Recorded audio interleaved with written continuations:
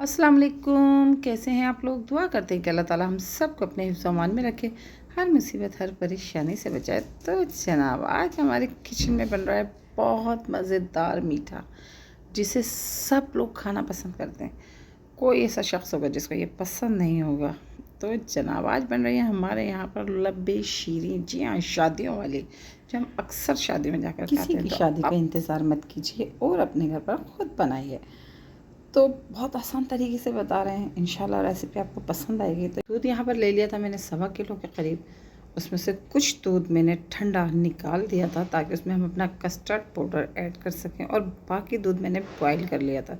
तो दूध मैंने खुला लिया है, जो कि अक्सर दुकानों पर मिल जाता है।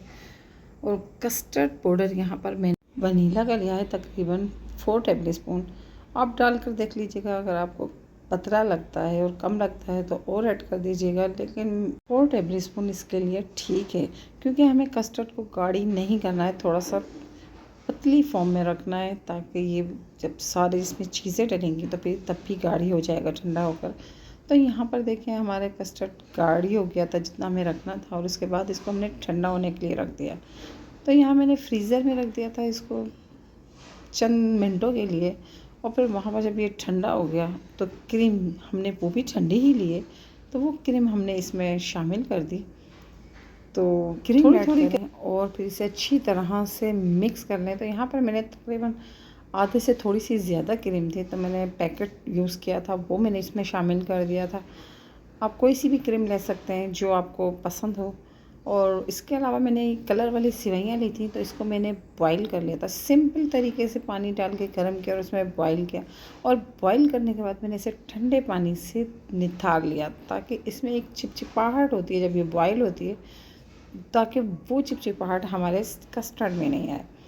तो वो मैंने धोकर इसको रख दिया था। और यहाँ पर मैंने टिन ले लिया था मिक्स फ्रूट का, तो इसको भी हमने निकाला, और निकालने के बाद पानी से हमने ठंडे कर लिया, ताकि इसका पानी जो फ्रूट के अंदर पानी था वो हमें शामिल नहीं करना है, और इसकी स्मेल भी इसमें नहीं आए, तो इसलिए हमने धोकर शामिल किए हैं। और यहाँ कुछ नट्स है मेरे पास, कुछ काजू थे, कुछ बादाम थे, जिनको मैंने गर्म पानी में भिगो दिया था और छिलका इसका उतार कर इसमें शामिल कर दिए। कुछ हमने रोक लिए ताकि हम इसे ऊपर डेकोरेट कर सकें। और इसके अलावा मैंने यहाँ पर रसगुल्ले लिए थे छोटे वाले, तो कलर वाले मिल जाते हैं बआसानी। आप पिंक, रेड, ग्रीन, जो आपको कलर पसंद हो आप ले लें, वो इसमें ऐड कर दिए। तो कुछ हमने डाल दिए थे, कुछ रख लिए। और यहाँ पर मैंने जेली ले ली थी तकरीबन रेड कलर की, और उसके क्यूब्स बना लिए। ग्रीन कलर की जेली ली थी, उसके भी क्यूब्स हमने बना लिए।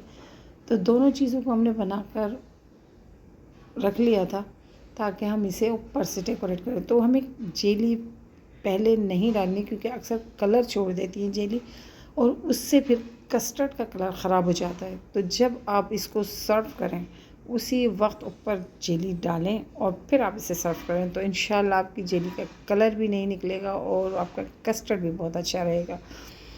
तो आप बिलीव करेंगे ये कस्टर्ड इतना मज़ेदार था, इतना मज़ेदार था कि ये सबको बहुत पसंद आया।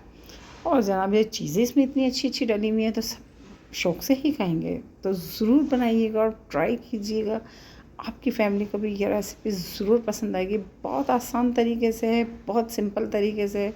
हाँ, थोड़ी सी चीज़ें इसमें हैं, तो आप जो मैंने टिन लिया था मिक्स फ्रूट वाला, आप उसकी जगह फ्रेश फ्रूट भी इस्तेमाल कर सकते हैं। जैसे बनाना ले लें, तो बनाना भी मैंने यहाँ पर ऐड किए थे, तकरीबन मैंने 4 बनाना ऐड किए थे, वो मैं भूल गई। देखें, अब फ्रूट के साथ बात आई तो मुझे बनाना भी याद आया, तो वो भी मैंने काट पीस के इसमें ऐड कर दिए थे। उसकी वीडियो मुझसे मिस हो गई। तो आप बनाना ले लें, एप्पल ले लें, अंगूर ले लें, जो मकसद आपको पसंद है ना फ्रूट, आप वो इसमें ऐड कर दीजिए, तो उससे भी इसका टेस्ट बहुत अच्छा आएगा। लेकिन मेरे पास उस वक्त नहीं थे, टिन वाले ही मैंने यूज़ किए हैं।